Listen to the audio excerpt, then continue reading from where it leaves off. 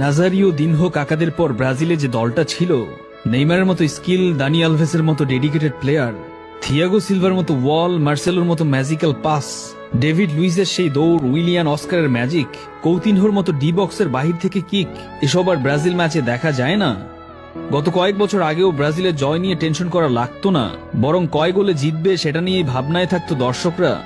আবার সেই পুরনো ব্রাজিল কখন যে ফিরবে? 22টি বিশ্বকাপের সবগুলোতেই অংশগ্রহণ করা ব্রাজিলের বিশ্বকাপ খেলা নিয়েই শঙ্কা। এমন পরিস্থিতি তো ইতিহাসেই বিরল। তবে 2002 বিশ্বকাপ আগেও কিন্তু তারকাখচিত ব্রাজিল দলটি খুঁড়িয়ে খুঁড়িয়ে বাছাই পর্ব অতিক্রম করেছিল। সেবার মূল পর্বে কি ঘটেছিল তা আমাদের সবারই জানা। এবারও কি তেমন কিছুর প্রত্যাশাতেই ব্রাজিল সমর্থকরা বুক বাঁধবে? তার উত্তর সময়ই দেবে। যুগের পর যুগ ব্রাজিলে অনেক কিংবদন্তির জন্ম হয়েছে নান্দনিক সাম্বা ফুটবলের কারিগরি দিয়ে, আর গত এক যুগে তার ছিটে ফোটাও দেখা মিলে না। হারিয়ে যেতে বসেছে ব্রাজিলের সেই নান্দনিক ফুটবল।